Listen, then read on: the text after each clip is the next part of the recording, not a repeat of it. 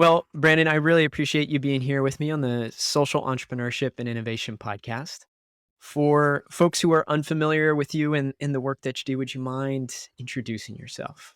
Yeah, well, first of all, I'm just super pumped to be here. So excited to get to talk with you. I am Brandon. I'm the founder of Good, and we are a media company focused on the good in the world. And our mission is to help people feel more hopeful and do more good. And I live here in beautiful Portland, Oregon, with my partner and my dog. Normally, my dog is like sitting right back there, but she is not joining for this conversation today. She wasn't on the Google Calendar invite. That's right. So, yeah. She's busy. Well, thank you, Brandon, for the quick introduction. I'd love to start in this area that can seem, I think, quite just assumed or implied for folks like us in this space. I'm wondering, where did the desire come from for you to use your skills, your time, your energy, to do work that ideally left the world a better place than you found it? Like, what about your character, personality, or maybe influences and background led you to seek something out, like creating good?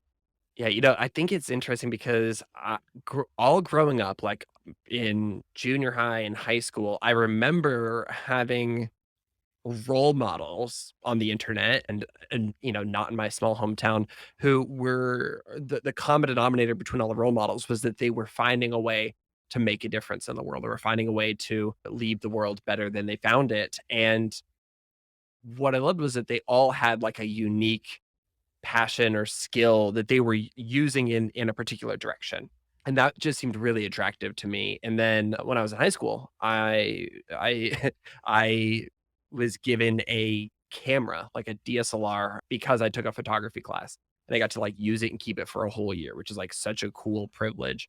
And I fell in love with photography and I started to admire photographers around the world. And I found this one photographer who kind of lived nearby who found her work on MySpace, became a big fan of her work on MySpace, Oh, wow. and she ended up mentoring me through the process of how to become a professional photographer. And I'll never forget, like she worked so hard to teach shutter speed and aperture and lenses, and also like here's how you professionally email a client, and here's the best way to deliver your work to them. But she was super intentional about also instilling in me this idea that if you have a talent that not everybody else has, you have to use it for good. And so Mm. she very intentionally like took me out on shoots where we were photographing for good. We worked with nonprofits or people who maybe didn't have access to professional photography or different things like that. And very quickly I recognized like, oh, I have this photography skill. I should be using this to make a difference because that's the talent and skill that I happen to have is like some Mhm. punk 17-year-old kid in Eastern Washington. And even though I'm not a professional photographer anymore, as I've acquired new interests or passions or whatever, the lessons that Karin, my mentor, taught me like continue to stick with me. And I'm just so grateful that like she hit me with that at such an early age. Hmm. That's incredible. And we kind of skipped over this point, but I'm really interested in one seeking out this mentor. How did you go about finding different photographers' work, and what particularly appealed about hers to you? Was it the style or was it the substance? And then do you just reach out to her? You send her a MySpace message and said, "I appreciate your work. Will you mentor me?" How did that exchange go? It's a good question. I'm trying to think back. So I know for sure the reason that I became interested in like seeking out photographers was that I grew up in this small hometown, Pullman, Washington. I love it. It's a beautiful, incredible place. But like small towns sometimes do, like some parts of culture end up pretty stagnant. And so Mm. there's probably only a few other professional photographers in town, and all of them had styles that looked like they were stuck in like the 70s. And because, there were only a few of them, like that worked really well for them. But really quickly, you go on Flickr one day and you're like, oh my gosh, there's all these other styles. And so I started to just maybe get a sense of taste or something. And I found Mm. people that I was drawn to, which also really, like in a fun way, connected me with all these other like punk 17-year-old kids who were in small towns across the country who are trying to figure out, how they become creative professionals coming from a small town. And so getting to start connecting with those folks, I think was really instrumental in kind of creating that curiosity and that drive. But then there happened to be one photographer in the area who did have good taste and it did have a cool style that I was drawn to, and that was Karin. And so very quickly, I think it was truly just like, I add her on MySpace and I probably sent a message like, how did you do this shot? Like, how did you light this? Or Mm, what lens did you use? Some sort of cheesy question like that. And then she responded, and, I probably had another question, another question. Then she's like, hey, do you want to meet up and just, meet up at the coffee shop downtown, the one coffee shop, the Daily Grind, and you can ask me more questions. And then, a month later, I probably got a list of more questions and we meet up again. And so I don't even know if I ever used the word mentor until hindsight taught me like, oh my gosh, right. she guided me through my whole career and set me up for, the next decade of my life. Mm, wow. Yeah, it's not something that you necessarily name in the moment, that the mentor relationship. It's invaluable, and I think as well, I just wanted to drill into that point specifically just because I imagine that that's something that a lot of people are looking for. While maybe having some curiosities and subject matter, it was photography. To find people to guide you along that path is just absolutely, absolutely invaluable. Yeah. And it's interesting that she had that leaning towards wanting to use the skill for some sort of, positive capacity. Do you feel like that was just some sort of luck or serendipity, or what do you think there? I mean, I would say, probably the reason I was attracted to her work was because she had a sense of purpose in it. So I think that there was Mm, some sort of through line of that, like even before I met her. Like I think she had just come back to my small town from shooting photos in Afghanistan on some mm, assignment.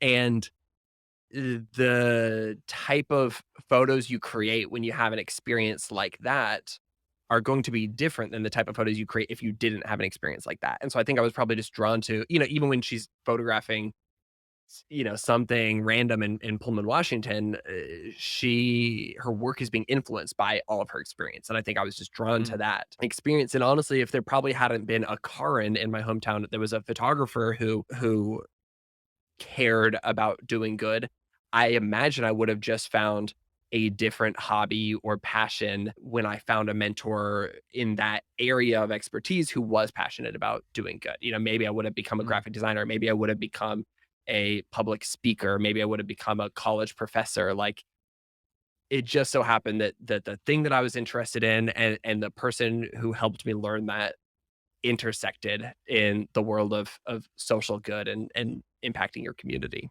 hmm. And so, yeah, that I mean, exactly right there. That mentioning you're not too attached to the medium.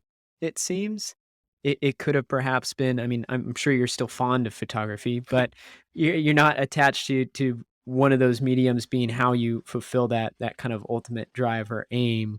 It was really that organized you, that sense of purpose. Yeah, I really when I was growing up, I fully assumed I'm going to become a professional photographer, and when I'm 75, I will look like this 75-year-old photographer. When I'm 45, I'll be like this 45-year-old photographer. Like I had that mapped out. And the closer I got to achieving some of those milestones, where I was like, "Oh my gosh, I'm photographing X many gigs per year," or "Wow, I have, several cameras and all the lenses that I want." Like these things that felt like they were the status quo. When I reached those maybe earlier than I expected, I was like, "Oh, that's not the thing that would fulfill me. Like that this isn't the thing that I actually care about. So what is the thing I care about?"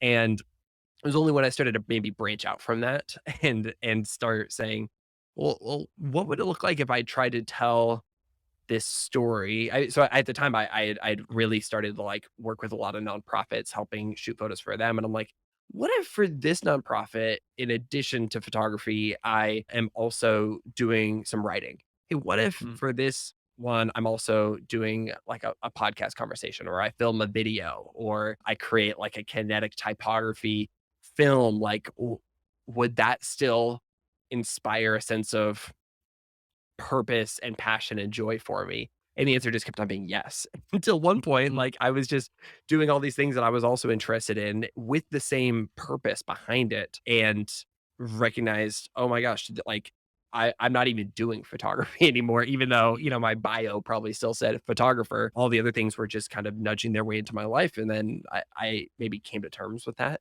It's kind of weird to mm, like lose yeah. that identity to change that bio on your profile or whatever. But then once I did, I was like, oh, this feels so much, I don't know, it feels so much better. And so now I hold my identity very loosely, but try Mm, to hold my purpose boldly and strongly.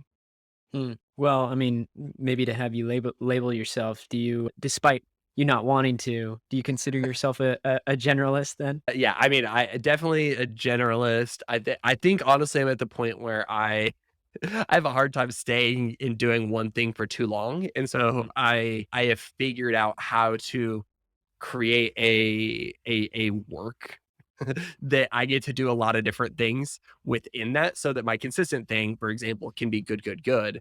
But yeah. within that, I play the role of a leader, a writer, a content creator, a podcaster, a newspaper maker, a designer. Like I juggle a lot of those things. And I think it's really creatively fulfilling. But the purpose and the mission behind all of that continues to be good, good, good's Mm. mission of helping people feel more hopeful and do more good. You and I feel quite similar, Brandon. Good. Um, yeah, well, I feel that. I'm in hearing that trajectory of experimentation, reflection, it seems so deliberate to me. Like a young person having that level of self-awareness, going through that process to try on different mediums of experimentation, thinking through purpose and aim. Was that as conscious as it seems? I mean, it's always easier to reflect back, but how were you working through understanding where it was your sweet spot towards addressing the purpose of doing good? Yeah, I don't think any of it was conscious at all. I think that the consciousness was saying, it's also a huge privilege. I just kept on saying, I want to do things that fulfill me and I want to Mm, do things that make a difference. And as a part of that, I'm going to ask myself again and again, is this thing that I'm doing serving those 2 goals? And when they didn't, again, because of the privilege that I carry, I was able to say, I'm gonna let go of that. mm, It was really weird to have people reaching out to pay me for photography and to say, "Actually, I'm gonna refer you to somebody else." yeah. Because it's not like I was loaded or had a bunch of money, but I had enough money that I could steer that ship in a particular direction, and specifically a direction that made me less money. And I think over time you do that, you ask yourself that question enough times, and then you take action steps to, fall in line with your conclusions. And then you can look back on your life and you go, oh, like this is charted a very clear path in a certain direction. But I think that only happens for me in hindsight. I don't think there is a day that I necessarily thought of this future trajectory in my life. Yeah. So how do you feel now in your current, role and capacity with good, good, good?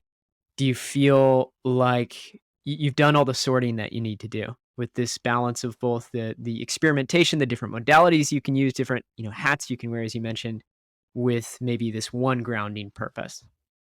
Yeah, I mean, yeah, I really do feel like I am more passionate and energized and locked in on a mission than ever.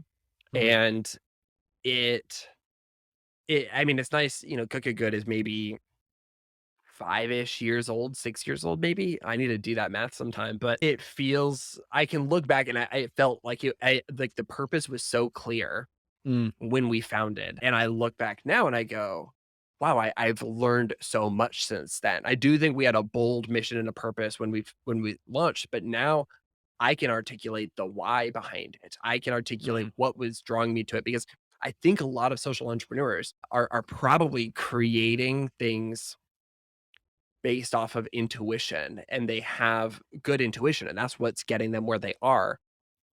But the thing about intuition is it's hard to communicate to other people. It's hard to bring other people on board. And so now, like, we just onboarded 2 new employees yesterday who I'm really excited to get to work with. And for the first time, I was like, oh, I think I can really articulate like the true vision behind what we do in a way that Mm, they could probably go and tell somebody else now. But for the mm. longest time, it was more so like, maybe I'd have a team member create something and I'd be like, this isn't quite right. And I think this is the direction to go, but I don't know how to explain it. I think maybe now. So anyway, I say all that to say, I feel so, I feel like I have grown and learned so much in the last 5, 6 years. And so it's interesting to think about 5 or 6 years from now, how I will perceive, 2022 Brandon. So I don't think that I'm like done. I don't think I'm like I've reached the final place. I just think I am really proud of the progress and the journey. And I'm also looking forward to in 6 years laughing at past me again. And I think that'll be fun. Yeah, I'm with you. Every year I'm looking back, I'm like, "Oh, man, I knew nothing." But I'd be curious to know what are some of the things that maybe you'd advise yourself when you were founding Good? What are some of the lessons that you learned, and maybe things, if shortcuts were possible for you 5 or 6 years ago, what shortcuts might you offer? Hmm.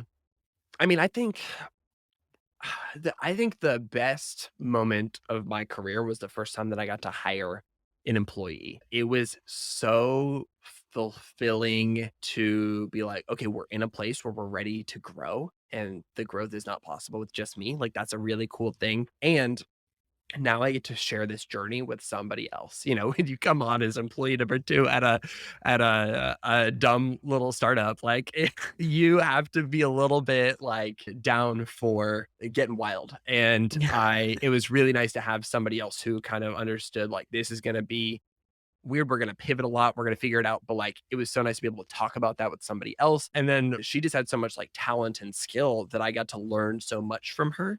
And so if I could go back in time, I'm like, I would have figured out a way to bring on my first team member earlier and bring on more faster because it's so fulfilling to get to bring people into that, especially and other social entrepreneurs and nonprofit founders. I think will really resonate when you have a mission driven organization and you find people who align with that mission and care about that mission. It's really, really fun to work together and Mm, to provide other people that same like daily purpose that you have. Like I think about every day during the pandemic, like it has been a challenging time to be a business owner, mm, but at least every day when I went to work, I was actually helping solve a problem. I wasn't necessarily a doctor or a nurse in a hospital, but I was creating work that I think was caring for people's mental health and empowering people to care for their communities and create a ripple effect of essentially positivity. And I'm so glad I didn't have to like I'm trying to think of like some benign example, but like, it's not like I was just creating something that's money focused and boring and every day it's like, why am I doing this when there's yeah. obviously bigger problems in the world? It was so nice to get to, I don't know, have this purpose and to get to bring other people into having that daily sense of purpose because it truly is a privilege that not everybody gets to have. And so our team getting to have that, like I don't take that for granted. Mm. Definitely, and it seems like as well as you mentioned earlier, in what you can now articulate about the vision, the mission, the values of good versus 5, 6 years ago, there's not really any greater test than that than actually attempting to communicate it to other people, Mhm. right? So team members, especially that you bring on, I think the stakes are even higher than people who don't have invested interest in it. But Yeah. it is one reason to as well start to build some community around the thing that you do, even if you aren't at a stage to be able to hire your first team members. I mean, we kind of first launched, like, we kind of, like, came out into the world through a Kickstarter campaign to Mm, launch our Goodnewspaper, and I didn't have a single employee for that, but I had, probably 5 friends who all said, "I can help you with this thing." One friend was like, "I can do the design for your Kickstarter." One friend said, "You can pay me a little bit of money to do the video for the Kickstarter," and one by one, all these people contributed, and that was the same fulfilling feeling. I just didn't get to spend as much time with them as maybe an employee, but like I completely agree. Like surround yourself with people who are down to support you, and then also just remember the generosity of those people, and find a way to, be generous with them, or pay it forward and be generous with somebody else because you've experienced that generosity. Right. It's not necessarily about keeping score, but just deferring to generosity as the opportunities are there. And so what was it like, Brandon, to hold that first good newspaper in your hands? Was that an impactful moment for you? Yeah, it was really, yeah, it was really special because it was a concept that I believed could work. Maybe should I back up and maybe give some context on what, Sure. what I thought would work? So I cared a lot about this idea of helping people feel more hopeful and do more good. But at the same time, I had recently I launched a podcast before the newspaper, and I'd had this conversation with this guy, Dr. Rick Hansen, who is a neuropsychologist who specializes in the science of happiness, basically. Mm, And he was telling me about this concept that blows my mind, where our brains have this internal negativity bias, where bad news sticks to our brains like Velcro, and mm, good news slides right off our brains like a slip and slide. And I was like, oh, this explains everything. This explains why the news is the way that it is, because, ultimately I think a lot of news is giving us what we want. Like it's our fault more than anything. It also explains why I've seen other good news related things fail. And it also explains why when I get on Instagram and I post something, and 100 people like it and 20 people comment something positive and one person says something passive aggressive, at the end of the day, when I go to bed, I'm thinking about that one passive aggressive negative thing, and not the other, dozens and dozens of people who were kind to me. And so I knew that if we were going to fulfill this mission of helping people feel more hopeful and do more good, that we would have to trick our brains. And I knew that if I wanted good news to absorb into my brain, I would have to trick my brain. And so that was the concept for the newspaper. I don't even know if I publicly shared that at the time, or even if I completely knew it, but my intuition was, if you create something weird, like a print newspaper filled with good news, hold on, I've got one. Like here's a few issues ago. This print newspaper filled with good news that people will think it's weird enough that they're going to pick it up, and they're going to be more drawn to it than the bad news newspaper, which again is going to stick to their brain like Velcro. But my thought process was, if people spend a little bit of money on it, the good newspaper is super affordable, but when you give your money in exchange for something, that you feel a deeper need to consume it. We also wanted to make sure that it was like beautiful enough that you would want to keep it in your like living space. Like we want people to put this in on their coffee table, and then every issue's got like a centerfold poster with mm. something, beautiful and inspiring. Like this is a great Angela Davis quote. I'm no longer accepting the things I cannot change. I'm changing the things I cannot accept. And to have these reminders around your house is probably a good way to cut through that mental clutter of like, again, your brain is probably a little bit more attracted to bad news, but if you Yeah. see good news every single time it's hung up on your wall, or every single time it's sitting on your coffee table, that math is going to work out at some point. So anyway, that's the concept here, but it's unproven. It is truly just a dumb idea. And that's why we launched it on Kickstarter, because Kickstarter is a great place for dumb ideas, because if everybody agrees that it's dumb, it doesn't get funded and you don't have to waste your own money. I probably Right. wasted a few $1,000s on the campaign itself and getting the video and all that stuff, but like a few $1,000s is way different than tens of thousands of dollars. Right. So we launched this thing on Kickstarter, and apparently enough people think it's a not dumb idea, because we were fully funded within 56 hours, I want to say 72 hours. And then by the end of our campaign, we had more than doubled our initial goal.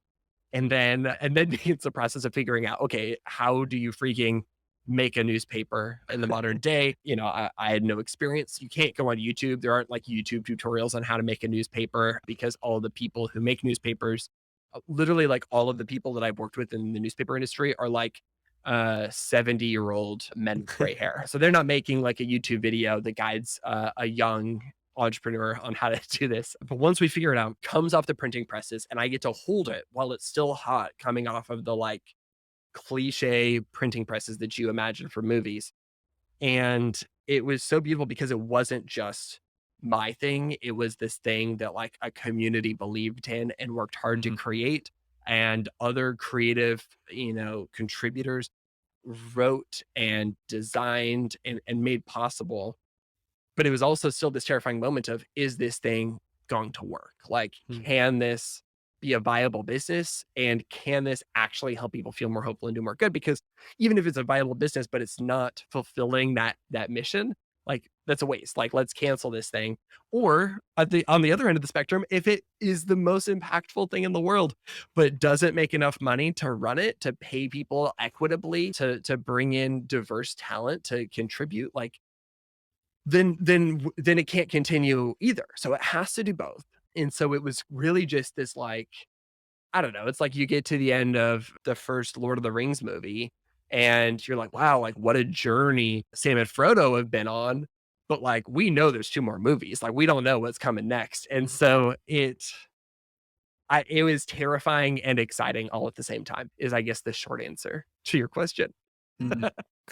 I love that. Well, and thank you so much for the background context too. I think that's really important to understand exactly where you were, because that's I heard this on another interview you did, in that you kind of thought the opposite of where trends were headed in some way, because there might be some lessening competition in a way. A lot of people in traditional media were heading to the digital sphere, as you mentioned in another interview, and so why not do something the opposite of that? And Yeah, that it seems it worked. Yeah, I mean, because the thing was we did not have any money, and so even on Kickstarter, we didn't raise as much money as any traditional media company would have for a month. We had that Right. to create content for a year. And the year that we launched a Kickstarter, if I remember the data right, that was the year where the New York Times for the first time made more money from digital revenue than from print revenue, which is huge. And so they were pivoting over. It's not like we're trying to compete with the New York Times. I've got my New York Times subscription, my Washington Post subscription, etc. But I was like, if everybody has 24 hours in a day and they're going to go online and they're going to read a news story, Mhm. and I know that bad news sticks to the brain better, I'm gonna have to fight so much harder for 1% of somebody's day on the Yeah. internet when I'm competing against all these digital giants. So let's go where nobody's going and be the only millennial to launch a newspaper that year and really try to stand out. And I think it worked too, because we Mhm. got like all this press when we launched. A lot of people covered it. They would not have covered it if we launched a blog. Like that's not an Right. interesting story, but it is an interesting story to say that, some idiot in Nashville, Tennessee decided to launch a print newspaper filled with good news. Good luck to him. Like that's generally the concept. And very grateful for all that press, because it brought us a bunch of new subscribers who said, you know what? I think that this thing is for me. But yeah, it was. I, I don't know if that was, maybe in hindsight, we should have gone the direction of where everybody else was going. We did launch a blog with daily good news stories this year, 5, 6 years into running the company. Should we have started that earlier? Maybe. But Mhm. the the journey has worked. Like we're still in business and we found a core community who care about what we're doing. Yeah, you're moving forward. You've been advancing at perhaps the most appropriate pace that you needed to. So it's like Yeah. the right decision for the right time. And so I mean, you might humbly say that it was just luck and some serendipity that led to the success of the Kickstarter. There's a little bit of novelty in there, but not too much novelty with doing the print paper. Was there anything else that you think contributed to such a successful launch campaign? I think two things. So one, I'd be remiss to not acknowledge the privilege that I had. The privilege of literally not taking a dime from the Kickstarter to fund it, because I always forget this part of my story, but like at the time I was one of the top Snapchat influencers on the platform, which is so dumb in hindsight. I had this, short period of time where I was early on the platform, I was creating unique content, and so because of that, I had brand deals that were basically paying my rent, and it was completely separate from this work. Side note, I mentioned earlier about this idea of like assessing, like, is what I'm doing, you know, fulfilling to me and in line with my mission? And a year into being a Snapchat influencer, I was like, this is not in alignment with my mission. And so I did end up like leaving that behind while I still had followers and engagement. But coming back to that, like the privilege of having a paycheck from this separate thing so that I could fund this Kickstarter and 100% of that money went to paying a team Mm, is immense. And not everybody has that. And because of that, a lot of really important and brilliant ideas get left unfulfilled because not everybody has the access that I have. So that's one key thing that I would say that I had. The second thing that I had was maybe coming back to that idea of intuition. And it's this idea that I knew what I needed. I mm, felt overwhelmed by what was happening in the world. I felt heartbroken by the injustice of the world. And I wanted something that would remind me that there is good in the world and mm, that I could be a part of it. And so I just created what I needed. And the great thing was like we never wanted to like have this huge viral Kickstarter. And we didn't. Like it wasn't like the biggest thing in the world. We got a little bit of press coverage, but that same year another friend launched a Kickstarter that raised millions of dollars and ours mm, was, in the tens of thousands. But but because I was really geared in to what I needed, we just found people along the way who also needed that same thing.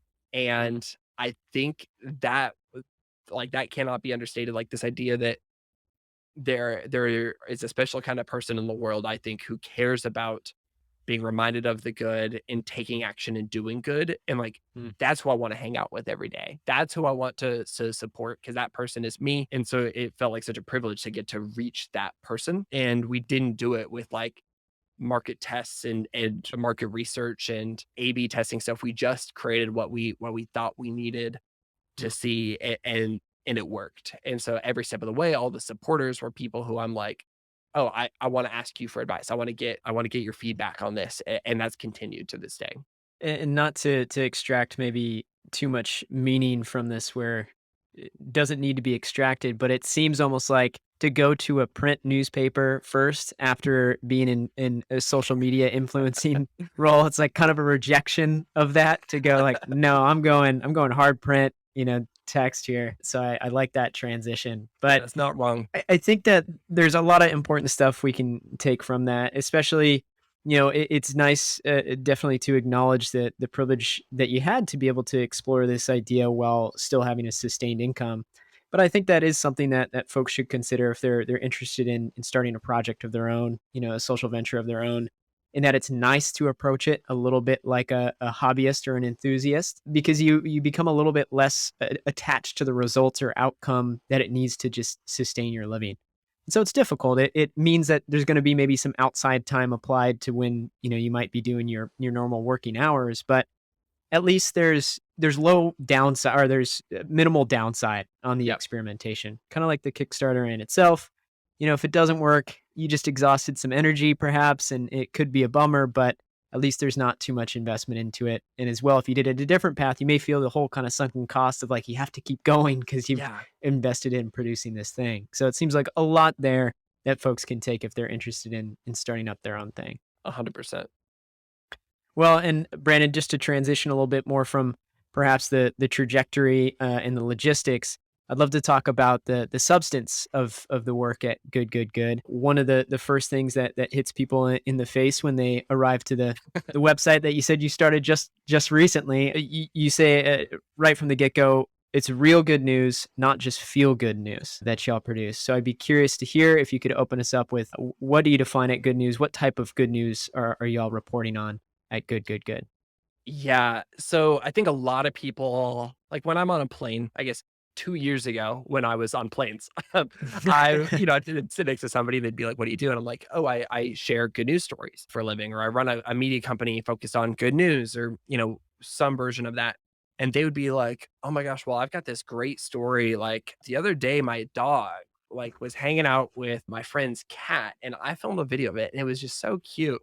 I was like, that's yeah, that's good news, but it's not the good news we carry. And there's also a bunch of other examples of like there are stories that are literal news stories that are like designed to make you go, oh, or like that's so sweet that that happened, but maybe aren't tackling real problems. I think of, and I don't want to offend people because I think that these are important and amazing, but it's just not what we cover. Is like random acts of kindness. You know, the every month or so, some video goes viral of, or some news story goes viral of like, oh, the person paid for the person behind them in the line at Starbucks, and that person paid it forward, and the chain was 200 cars long. Like, that's amazing. Keep doing that. And it is nice to have like those nice things happen. But a good, we are much more focused on solutions to big problems. The Some of the big inspiration behind Good was my time as a humanitarian photographer traveling all over the world and cover pretty heavy stories for nonprofits, covering childhood malnutrition, HIV and AIDS in Rwanda and Uganda and Zimbabwe, covering unethical labor practices in South America. And everywhere that I went, I had to see the problem up close and personal, Mm, but it was never left there, which is the really beautiful thing. There were always people who were showing up, creating solutions to those problems in those communities, and that's the stories that I got to tell, and those are the stories that I wanted more people to find. It I think fully embodies this quote from Mr. Rogers where he said, "When I was a boy and I would see scary things in the news, my mother would say to me, 'Look for the helpers. You will always find people who are helping.'"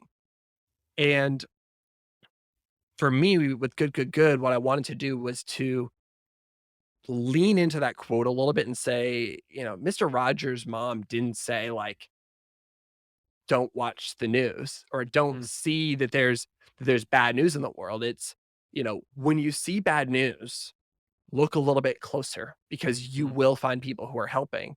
And then, we wanna lean in a little bit more and extrapolate on, maybe some of the unsaid things from that quote, which is, and when you find those people, help point it out to somebody else who didn't notice it. And when you find those people, maybe there's a way for you to support them. And when you find those people, maybe that can inspire you to be one of those people as well. And so that's what we wanted to do at Good is to to ultimately be in the business of saying, what are the biggest, most heartbreaking experiences of injustice and pain in the world?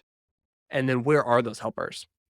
mm, And so this idea of we share real good news, not feel good news, is we're not here to make you feel good, but we're here to remind you that there are helpers within the heartbreak, and you can join in it and be a part of them. And the reality is there's a lot of like good news accounts on the internet. There's a lot of like good news websites, and almost all of them have more followers than we do. Almost all of them have a bigger audience than they do. And I think it's probably because they're leaning into that like feel good side of things, and the feel good stuff mm, goes a little bit more viral. And we have made the intentional decision to not chase that virality and instead focus on, this smaller group of people who are our people, who are focused on creating solutions to problems and celebrating solutions to problems. And we're never going to be as big. We're never going to be as viral. But I think we feel more fulfilled in our work, and I think that our community feels more fulfilled in our work. And so right out the gate, when you visit our website, we kind of just want to filter that right away. mm. We're like, if you're looking for feel good, like here, like it's almost like here's a list of recommendations. Like go to those places because all of that is good. There's nothing bad about the feel good stuff. But that's not what we're doing here. So don't waste your time if that's not what you're looking for today. And it's been really cool to find those people who align with that, even though it's a smaller group of. And so, of course, this is layered throughout our conversation already, and even the answer there, but just like it much more explicitly, why do you feel like it's so important that the world gets real good news right now? I mean, yeah, I think there was a time where you could genuinely go through the world and ignore the injustices that were happening. Mm, And specifically, I'll back up and say a certain kind of person could do that. A person like me could do that because I am not confronted by bad news on a daily basis. There are not shootings that impact my neighborhood and my family. I have enough food to eat and most of my neighbors have enough food to eat. I am not unjustly targeted by police. Most policies from the government don't directly impact me in a negative way. Therefore, I have a unique ability to tune out from bad news, or at least historically I have. And I think that I'll say it up front that I think that that's wrong. I think it's important that if you have the privilege of not experiencing bad news, you have the responsibility of working to end the bad news for other people. But I say that to say that in maybe 2016, maybe 2018, definitely in 2020, that all started to change where everybody was experiencing bad news on a deeper level. We became really aware, like it was hard to avoid the struggles that Syrian refugees were facing. It became impossible to ignore a global pandemic. It became impossible to ignore the heartbreaking experience of injustice that people of color face in the United States. And because of that, I think it's important that within all of those heartbreaking injustices, that the story never ends with just the injustice. Because I think the problem with that is I know all these people who are just, they're consuming the news all day long. And again, I think it's important to consume some amount of news, but all it would do is just make them more angry and then more cynical. And then there's nothing to do with that emotion. And at Good, we believe that you should pay attention to the bad news of the world, and that should be your first step. And you should mourn the heartbreak. There was a school shooting a few weeks ago, and we didn't want to brush past it. We wanted to say we don't have stories of helpers yet, but we do want to acknowledge that this is devastating. This is heartbreaking, and it's important to feel that. Mm, And then we want to bring people through the journey of, okay, but where are the helpers? And maybe the helpers are some first responders, but also maybe the helpers are activists and advocates who are saying it doesn't have to be this way. What are the solutions to this problem that we can work on from a policy level, from a school district level, whatever that is? Let's celebrate that. And then moving people into step three, which is, how can you get involved? If this broke your heart, if this bad news story broke your heart, how can you get involved? And I think to kind of summarize my answer to the question, the I think that this idea of focusing on real good news and not just feel good news is important because if you just push off again and again and again the bad, you are going to implode. You are going to it's all going to hit you one day and you are not going to be a helpful helper mm, because you're going to be so weighed down by the bad of the world. And when you take in the bad at the same pace that you're saying, okay, but where's the solutions and how can I be a part of it? Where's the solutions and how can I be a part of it? You keep on doing that. And it allows you to move from cynicism or apathy to hope and action. And I think when we all do that, like imagine what the world could look like. mm. And so anecdotally, Brandon, I'm curious, what do you notice in the community of folks who consume good, the type of material y'all report on? What do you notice is different in their experience in consuming that information, especially with such a deliberate and intentional approach that you described there as to how it is that you address these events, injustices, problems, essentially? Yeah, I feel like the experience for a lot of our community is this idea of maybe they I think about my friend Jamie Twerkowski. He's the founder of To Write Love in Her Arms. And his book is called If You Feel Too Much. And I was talking about it this week. And maybe a lot of our community are people who, feel things deeply. They see something happen in the world. And it's not that they're overly sensitive to what's happening in the world, is that they're seeing it for what it is. They're saying, Mm, it is devastating that this family had to flee their home country and is having to make their way across Europe to find somewhere safe to live with their family, and they can't find anywhere. Like, imagine if that was me. Like, they're seeing it the way that that the world should see it, and so because they feel things too much, they want a platform that's going to take those feelings seriously and is going to acknowledge that pain with them, but then are going to say in the process, but let me remind you that it's not all bad. Let me remind you that is hope within this heartbreak. And if you don't know where to start on helping this one family, on helping this greater systemic problem, here's the action steps you can take. Here's how you can get involved in this. So I think that's the experience that people are coming for with Good Good Good, and that's definitely what we seek to deliver. It definitely seems like people can leave both feeling more informed, but as well more empowered, which is definitely contrasted with perhaps how we more conventionally consume news. Is exactly the opposite.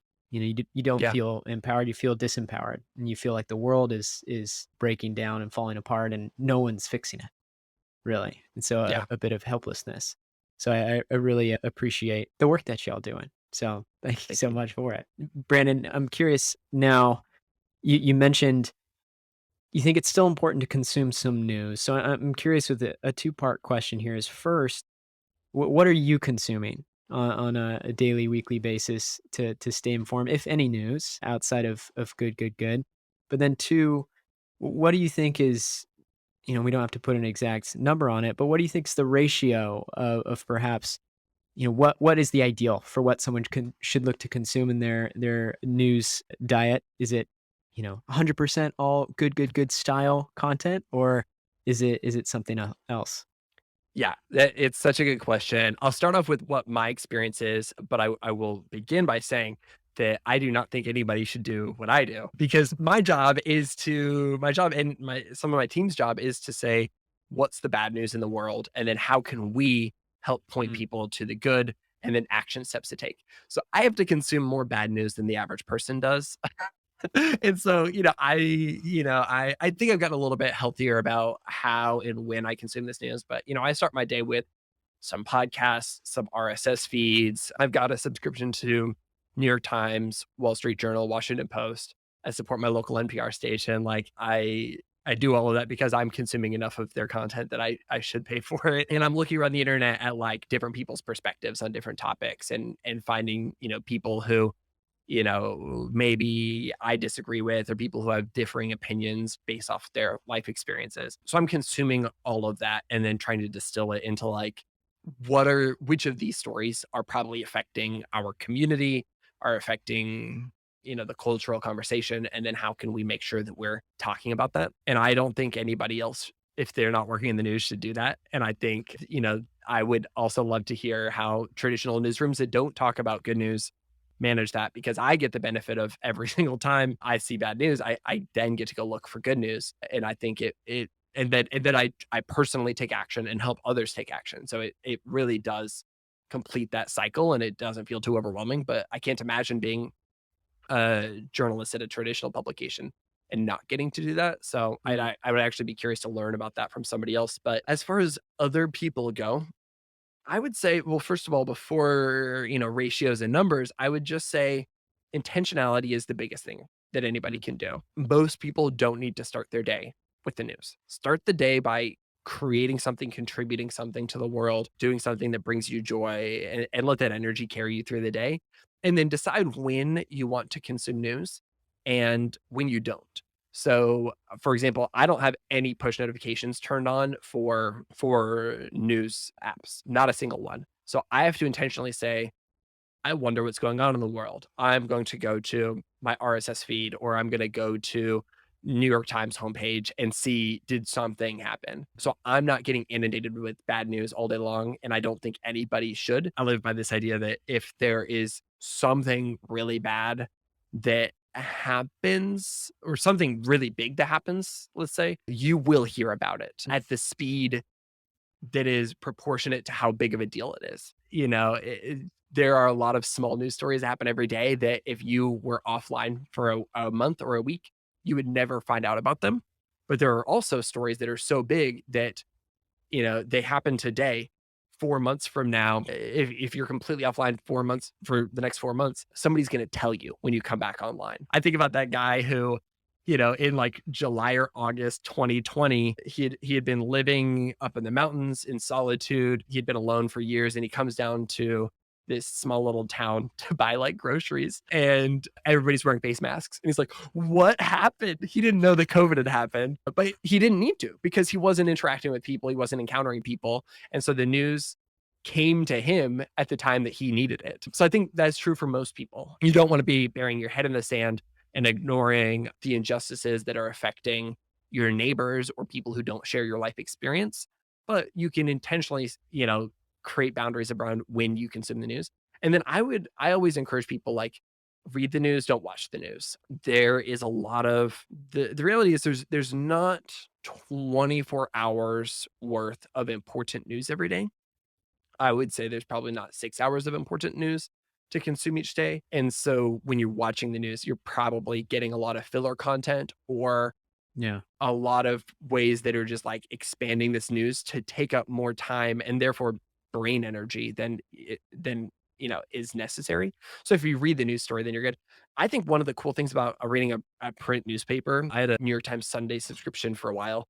One of the really cool things about that is you get to the end of that newspaper and you literally have read everything you need for that day. Like, of course, there's going to be some bias in selection or whatever, but like compared to Twitter, where I could scroll forever and never run out of things to feel anxious about, doom scrolling. I mean, essentially. So figuring out what those limits are, whether it's a print paper that has a stopping point or saying, I'm probably just going to read for an hour. I'm just going to read all the stories on this homepage. I also think there's value in saying, hey, is this thing confirming a bias I already carry? And if so, let's go find another place for this. I think there's a few great platforms like Ground News and Tangle that help you kind of consider other viewpoints when you're consuming the news. And then lastly, to your question about it, like if you should be reading 100% good newspaper or 50% good, like I see good as a tool that helps people follow that three-step approach of acknowledging the bad news, celebrating the good news, and then taking action to create more solutions and more good news. But I think every single person is capable of doing that on their own. I would just encourage anybody, you read a story in New York Times or you're driving and you hear an NPR story that breaks your heart. First of all, I'm glad that you encountered something real and important in the world and that you acknowledge that pain. On your own, you can start to think, well, who's working to create a solution to this? Mm. What nonprofits might be responding? What activists might be responding? What are maybe some policy decisions that could be being made by political leaders that respond to this? Let me go do some research and find this. And then how can I support those efforts? How can I get involved? How can I donate $5 or volunteer or whatever it looks like? Everybody can do that on their own. But if you don't have the time or the energy or you're having a hard time, that's when you come to good, because we're going to do that work for you and we're going to be there to support you. And, if you follow us online or if you get the newspaper, we're going to deliver it straight to you. But I think somebody could live a really healthy and hopeful life without ever consuming our content, but we just want to make it way easier for people. So I don't think anybody needs to like explicitly fill all of their feeds with good news content. I just think that they need to be intentional about looking for the good within the bad and then joining in with that good and being a part Mm. of it. It certainly seems like a real antidote to the anxiety that we can feel from that overconsumption is taking action. And it Yeah. seems like good is a platform to where that the information shared is making it easier to get to that stage, which will have us feel more empowered versus disempowered. Yeah. But That's perfectly said. Brandon, final question about good, and then we'll hit a rapid fire question Love it. round. What's ahead for us in this next year? We're chatting right now, kind of early 2022. What are some of the priorities and focuses for you, and things you're most excited about looking forward over this next year? Man, I'm really excited about like the incredible new team members on our team. I think one of the best things of kind of bringing people into your team is that everybody has different life experiences and different expertise on different topics. And I love getting to learn from them and having them share their wisdom with the world. I think about Megan from our team, who at one point she just got really nerdy about sustainability and like soil conservation and how to care for soil. And I'm like, I don't care at all about like the dirt in the ground, but the way that she talks about it and like creates compelling content about it is like oh my gosh, I am learning so much and I love this. And other team members, have different things where it's like, this is like a weird niche thing that they're passionate about and they get to communicate about that. It's so cool. So that's personally what I'm excited about is just like learning from my team and getting to work with as far as like good goes. I think we're really excited now that we've got the new website and we can, respond to things a little bit more quickly than we could in the past. In the past, we got to wait for the next newspaper to come out. We're a monthly newspaper. So if something happens in the news today, it's like, well, is this still going to be interesting when this goes to the printing presses in 4 weeks? So now that we have the website, we're really excited to just get to respond to things a little bit quicker. My hope is that, when you see a piece of bad news and you're like, I don't know what to do with this, that, later that day you might think, oh wait, I should check and see what good is sharing about this. And you'll find something about it on the Mm, homepage or in our recently published stories. And just being able to respond to things quicker and help people feel more hopeful and do more good faster, I think has a lot of opportunity to respond to problems really quickly. And my biggest hope would just be that we're going to come out of 2022 with some pretty measurable impact on how our community has contributed to the world. mm, What is the big news story later this year that is going to need helpers? It is going to need people to take action and create solutions. And maybe our community might be the community that responds to that the fastest, the strongest, the most boldly because they've been through this journey and that they're a little bit more resilient and hopeful, and that hope carries stronger action, and that action's going to be deliberate and intentional. Like that's energizing and exciting to me. So that's the hope mm. coming out of um 2022 a year from now. I love it. I'm excited to see how it all unfolds. But let's go to the rapid fire questions Love it. here, Brandon, to close it out. First, it sounds like you might read a lot of articles, so maybe this doesn't apply to you, but do you have a book recommendation, perhaps something that's impacted you recently, or a book you always come back to that you might share with our listeners? Okay, looking over at my bookshelf, I think about a few books that jump to the top of the list for me time and time again. The first is the Book of Joy. It is this book of conversations between Archbishop Desmond Tutu, who just passed away a few weeks ago, and his conversations with his good and close friend, the Dalai Lama. And these are two people with completely different beliefs about the world, but a shared vision for humanity, a shared connection of joy, and infectious, beautiful laughs. And I have probably read that book a half dozen times at this point. There's an audiobook that's gorgeous. There's a print book. I love it. Ah, it's so good. The Book of Joy. I highly recommend it. And it really dives into this idea of like meaningful joy. It's not burying your head in the sand. It's acknowledging the pain of our lives and the pain of the world and finding joy anyway. And then the second thing that comes to mind, which I think might be relevant to your community as well, is I really love this book by Sean Askinosi. He's the founder of Askinosi Chocolates, called Meaningful Work. And Mm, he's just been so intentional. We had him on the podcast years ago, and I could not stop, diving into this experience. But like he has intentionally created a company that sets boundaries on what success looks like. They could have scaled to be this huge chocolate company, but he's like, but then I wouldn't know, all the names of my employees. Then I maybe couldn't ethically or sustainably source our chocolate. Then maybe I couldn't, give everybody, time off for the holidays or pay everybody well. So we are going to intentionally stay this size, and when we are growing, it's going to be growing in the things we care about, which isn't necessarily the bottom line. It's mm.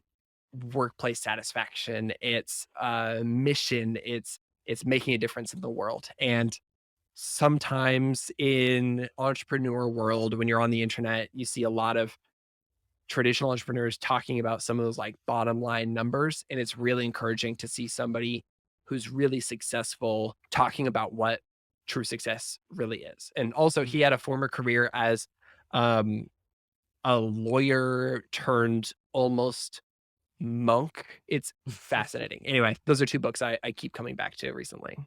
Those are great ones. Awesome. Next one for you. What's a daily habit or a morning routine that you absolutely have to stick to, if anything? Oh man, habits are hard for me, but I have been really intentional about not using my phone in the mornings at all. I leave it plugged in till afternoon. Part of that is just the positive experience of I don't leave my house. I'm working from home during the pandemic, but even when I was bike commuting to an office pre-pandemic, I would just keep my phone in my backpack. I wouldn't check the notifications all until later in the day. If anything's important, I'll see it on my computer. That'll like push through my notification filters. But by not checking my phone, it just sets up my whole day for success. I don't get stuck Mm. doing something that isn't productive or isn't in line with my goals for the day. And so it kind of has this ripple effect on everything else in my life. Hmm. Is it strictly the phone, or do you have same sort of practices with maybe distracting sites like Twitter or LinkedIn or things like that? Yeah, I think well, I really do think, like, the phone affects me in a different way, like, just, like, scrolling on Twitter is fun on a phone, but it's not quite as fun on a computer. It's a little different, but I also have a ton of, like, apps that, like, block a bunch of stuff on that computer, Mm. for exactly that reason where it's like, "Oh, I've gotta, like, do solve a problem or something to unlock this site if I'm doing it before X time or something like that." So all of that, I think it's all a little bit the same, but it's something about the phone just feels so much worse for me. Yeah, especially starting your day with that being the first thing that you reach to, it Yep. really kinda sets a different tone to it. Yeah, buying a physical alarm clock is like if you don't have a physical alarm clock, like everybody should just like go buy one. I've had mine for like 15 years now, and it's just like I never have to look at my phone to turn off my alarm, and it helps. Mm. Good tip there. And next for you, are there any particular organizations, businesses, or individuals who you think have been doing some really exceptional work lately in the space of doing good that you think are deserving of a plug here? I'm sure you get a lot. I kn This is the hardest question for me Yeah. because I literally get to see dozens of This is where you organizations every swim. day where I'm Yeah. like, "I love this." But I mean, this is a popular organization, but I can't help to mention them. I am just so impressed by World Central Kitchen, created by Chef Jose Andres. They they do the same thing that I grew up loving. Like, I was taught if you are a photographer, use photography for good. And they're Mm, saying there's a chef in every city. There's dozens of chefs in every city, no matter where you go, whether it's New York City or Haiti or a border of Syria. Like there are professional and amateur chefs who live here. And what if we give them the infrastructure to make a difference when shit hits mm, the fan? What if we set them up for success to provide food after some sort of tragedy?